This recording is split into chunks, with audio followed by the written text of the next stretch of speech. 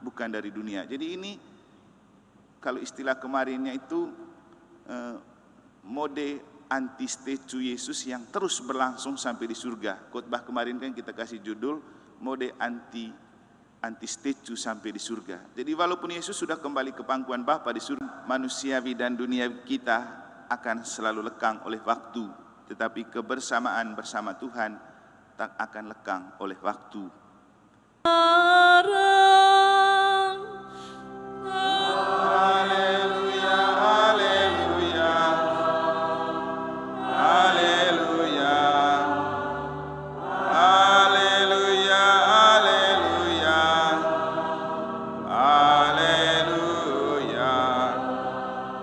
Tuhan bersamamu dan bersama roh. Inilah Injil suci menurut Yohanes. Dimuliakanlah Tuhan. Dalam perjamuan malam terakhir, Yesus menengadah ke langit dan berdoa bagi semua murid-Nya. Ya Bapa yang kudus, peliharalah mereka dalam namamu, yaitu namamu yang telah Engkau berikan kepadaku, supaya mereka menjadi satu sama seperti kita. Selama aku bersama mereka, aku memelihara mereka dalam namamu, yaitu namamu yang telah Engkau berikan kepadaku. Aku telah menjaga mereka, dan tidak ada seorang pun dari mereka yang binasa, selain dia yang telah ditentukan untuk binasa, supaya genaplah yang tertulis dalam kitab suci. Tetapi sekarang aku datang kepadamu. Aku mengatakan semuanya ini sementara aku masih ada di dalam dunia, supaya penuhlah sukacitaku di dalam diri mereka. Aku telah memberikan firman-Mu kepada mereka, dan dunia membenci mereka karena mereka bukan dari dunia, sama seperti aku bukan dari dunia. Aku tidak meminta supaya Engkau mengambil mereka dari dunia, tetapi supaya Engkau melindungi mereka dari yang jahat. Mereka bukan dari dunia, sama seperti aku bukan dari dunia. Kuduskanlah mereka dalam kebenaran, firman-Mu adalah kebenaran. Sama seperti Engkau telah mengutus aku ke dalam dunia, demikianlah pula aku telah mengutus mereka ke dalam dunia. Dan aku menguduskan diriku bagi mereka, supaya mereka pun dikuduskan dalam kebenaran.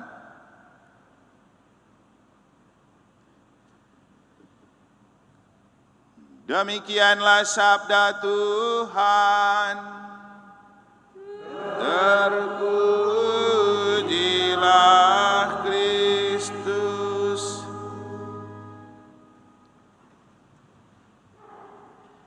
Kebersamaan manusiawi dan duniawi kita akan selalu lekang oleh waktu, tetapi kebersamaan bersama Tuhan tak akan lekang oleh waktu.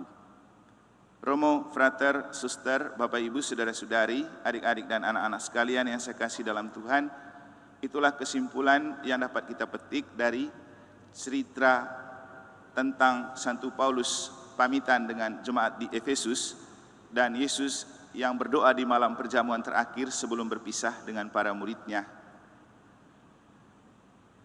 Kemarin kita merenungkan bahwa bagi manusia akan ada garis akhir dan kata akhir, tetapi bagi Tuhan tidak akan ada kata akhir, karena kita akan selalu bertemu dan bersatu dalam roh.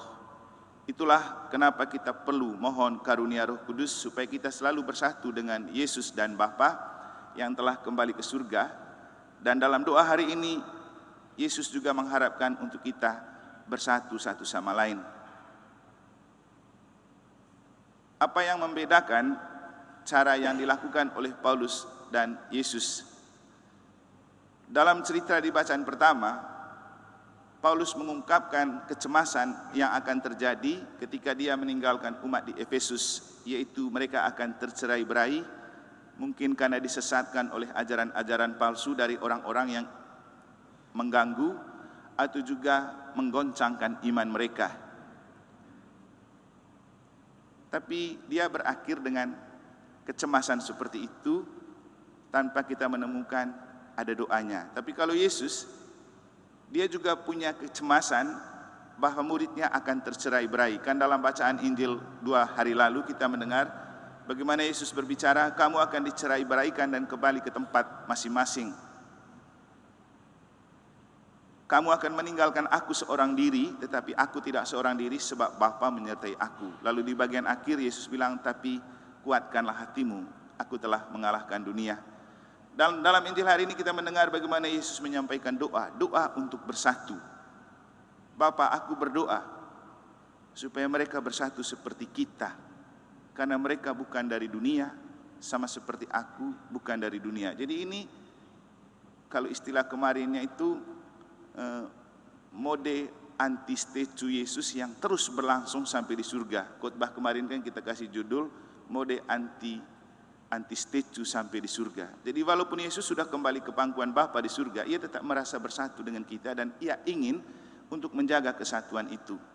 Waktu saya pergi presentasi tentang deradikalisasi pandangan Gereja Katolik di Polda, satu hal yang saya sampaikan kepada mereka adalah Gereja Katolik kenapa kuat? Karena dia punya sifat satu kudus, katolik, dan apostolik. Sifat kesatuan itulah yang membuat Gereja Katolik itu kuat, tahan banting dan tahan uji dari Vatikan Roma sampai ke tingkat paling kecil KBG dan keluarga. Dan itulah yang dipelihara oleh Yesus, dan itulah yang selalu didoakan oleh Yesus. Itulah kenapa kita sangat kuat, tidak mudah goyah dan terpecah, karena doa Yesus sendiri. Nah Bapak Ibu, paling penting untuk kita begini, memang secara manusiawi dan duniawi kita akan lekang oleh waktu. Kebersamaan kita akan lekang oleh waktu. Kita tidak akan selalu tinggal bersama terus. Apalagi kita para Romo ini kan kadang pindah dan bertemu dengan orang lain di paroki lain. Kita juga oleh pekerjaan dan pendidikan akan berpisah satu sama lain, dan yang paling akhir itu ketika kita mati, kita akan berpisah dan tidak bisa bersama terus. Tapi apa yang membuat kita selalu bersama dan bersatu walaupun jarak memisahkan kita, entah di dunia juga di akhirat. Nah inilah yang perlu kita pelajari dari Yesus. Ketika Yesus sebelum meninggalkan para muridnya di malam perjamuan terakhir, dia meninggalkan sebuah pesan, yaitu apa? Ekaristi, lakukanlah ini sebagai kenangan akan daku, supaya kita tidak pernah berpisah dari Yesus dan Bapa, tidak berpisah dari para kudus di surga, tidak berpisah dengan para malaikat, tidak berpisah dengan keluarga kita yang sudah meninggal. Bapak Ibu kan bisa lihat, kalau kita misa, kita merayakan misa itu dengan para kudus di surga, bersama Yesus sendiri yang adalah alter Christi, aktor utama dari perayaan misa. Kita juga berdoa untuk saudara kita yang sudah meninggal. Jadi misa itu saat terbaik untuk kita bersatu dengan siapa saja. Bersatu dengan Tuhan, bersatu dengan para kudus, bersatu dengan para malaikat, bersatu dengan keluarga kita yang sudah meninggal. Makanya saya bilang Bapak Ibu, kalau Anda bernostalgia dengan surga dan keluarga yang sudah meninggal, misa saja. Kalau kangen dengan Yesus, misa saja. Inilah inti terdalam dari kenapa misa itu penting. Karena itu adalah media di mana kita akan selalu bersatu dan bertemu. Tidak hanya untuk kita yang di dunia, tapi juga di surga. Mungkin ada yang masih ingat ketika saya men-sharingkan cerita, hal yang membuat saya juga bergairah untuk misa walaupun sendiri itu ternyata menurut pengamatan dan pengalaman dari Pater Padre Pio, itu ketika dia mau merayakan misa, full begini orang-orang dari api penyucian antre di pintu gereja, minta supaya dirayakan misa karena itu adalah jalan terakhir untuk masuk surga. Jadi misa itu sebuah istilahnya kesempatan untuk bersatu dengan Bapa, bersatu dengan Putra dalam Roh Kudus. Kemarin kan saya bilang, kalau kita mau penuh dengan Roh Kudus misa, doa tidak cukup, karena di misa Roh Kudus itu full. Mulai dari kita buat dalam nama Bapa dan Putra dan Roh Kudus, mulai dengan Tuhan bersamamu, belum lagi ada sabda Allah yang adalah Roh Tuhan, ada lagi penerimaan tubuh dan darah Kristus, hasil penumpangan tangan diubah oleh Roh Tuhan. Jadi misa itu full Roh Kudus. Selain misa doa, di tingkat kedua itu doa. Yesus itu menyampaikan semua keresahannya dan harapannya dalam doa. Yesus loh Tuhan. Bapak Ibu, kita juga punya keresahan dan harapan dalam hidup. Seperti Paulus punya keresahan. Sayangnya Paulus itu tidak mengakhiri dengan doa. Jadi apapun bentuk keresahan dan harapan hidup, bawalah itu dalam doa. Karena doa adalah saat terbaik untuk kita bersatu dengan Bapa, bersatu dengan orang yang jarak dengan kita. Kita kalau punya anak yang jauh, punya keluarga yang jauh, kita cemas dan gelisah dengan keberadaan, pasti kita berdoa. Dan doa adalah cara terbaik untuk melepaskan kecemasan bahwa pasti dia baik-baik saja kalau Tuhan menyertai dia. Itu juga kalau keluarga kita sudah meninggal. Kita berdoa supaya dia tentram. Kita merasa terobati kerinduan untuk berjumpa dengan mereka. Dan Bapak Ibu, kalau kita sering mendoakan keluarga kita yang meninggal, dia di surga, pasti juga dia berdoa untuk kita. Yesus pasti ajak mereka berdoa untuk kita. Saya sendiri tidak pernah lupa, saya punya kakek, nenek, semua keluarga yang sudah meninggal, hampir setiap hari saya doakan. Kenapa? Dengan saya mendoakan mereka, mereka merasa bersatu dengan saya, pasti juga mereka mendoakan saya di surga. Itulah Bapak Ibu, kenapa kita perlu selalu mendoakan keluarga kita yang meninggal.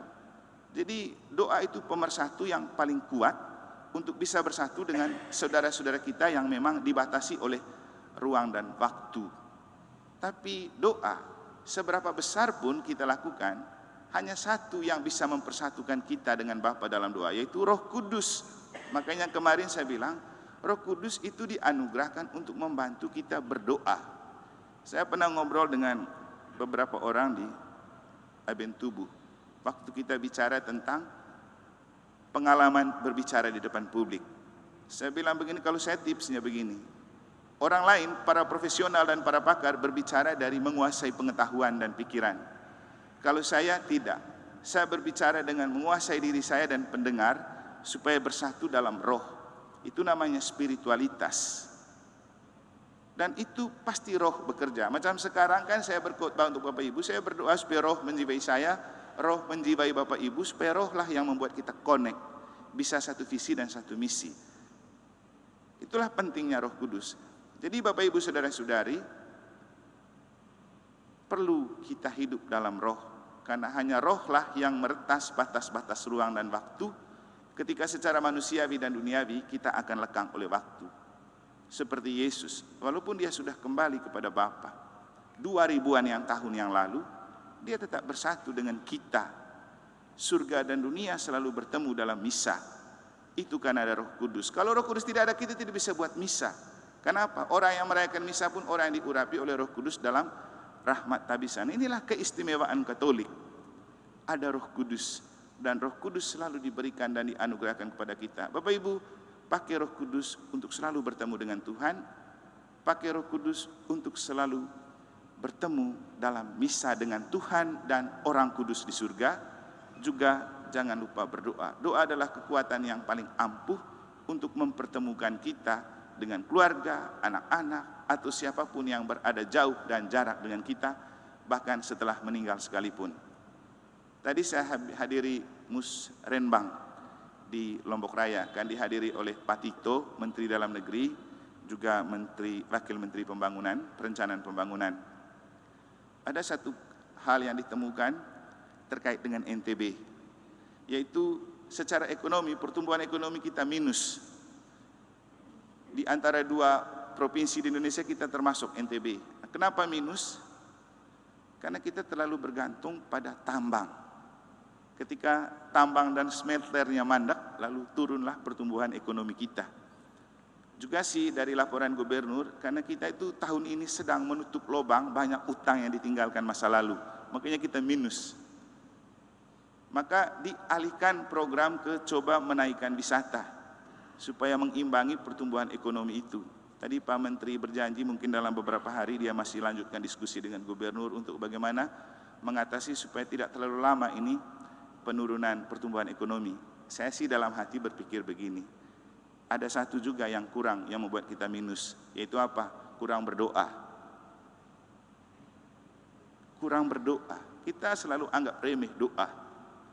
Tapi kita lupa bahwa hidup itu anugerah Allah. Saya selalu bilang kepada teman-teman kalau di luar gereja Katolik, ingat sila pertama Pancasila itu ketuhanan yang Maha Esa. Keadilan dan kesejahteraan itu nomor terakhir. Berdoa itu nomor satu. Makanya kenapa ketika kita berkunjung ke gubernur, nomor satu yang saya ajak adalah mari kita berdoa. Dan ternyata menurut pengakuan mereka, hanya saya saja yang berani mengajak berdoa di pendopo gubernur ketika orang pergi audiensi ke sana. Lalu saya bilang, karena itulah spesialisasi kita, itulah profesional kita, doa. Kita datang sebagai rohaniwan untuk mengajak berdoa. Ternyata memang mereka senang. Lalu kemudian saya cerita begini ke gubernur. Pak Gubernur, waktu tim sukses datang, satu-satunya tim sukses yang datang ke gereja Katolik adalah timnya Pak Iqbal Dinda di antara 3 calon. Lalu kemudian ketika sukses, kami merasa bahwa doa kami juga sukses. Dan ini sejajar dengan ketika sebelum saya pindah ke sini, saya menghadiri perayaan 16 tahun Gerindra di Bali. Dihadiri langsung oleh Prabowo, waktu itu juga lagi beberapa bulan mau pemilihan presiden dan dia masuk bursa calon. Saya pergi berdoa dengan jubah di antara para tokoh agama. Setelah saya berdoa, saya ditarik sama ajudannya. Lalu dia bilang, Pak Romo, Bapak suka doanya Romo. Dan apa yang terjadi? Kemudian dia terpilih jadi presiden. Lalu Pak Gubernur bilang, kayaknya Romo punya doa itu hoki. Bapak Ibu, ini mungkin guyon, tapi ini fakta. Bahwa kekuatan doa itu adalah sarana terbaik untuk kita selalu dipersatukan dengan Tuhan, dengan sesama, bahkan dengan dunia.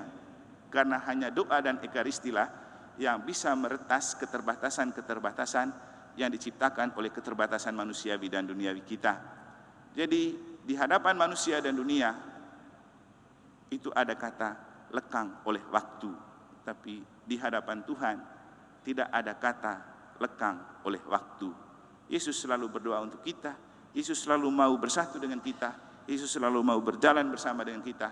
Itulah kenapa dia dalam Injil pada hari ini berdoa kepada Bapa, Bapa, aku berdoa supaya mereka bersatu sama seperti aku dan Bapa bersatu. Aku berdoa bukan supaya engkau mengambil mereka dari dunia, tapi supaya mereka dikuduskan dalam kebenaran di dalam dunia. Semoga Tuhan memberkati kita, dan karena itu kita melanjutkan mohon karunia Roh Kudus yang dijanjikan Yesus dan Bapa dengan melanjutkan novena hari yang ke-6.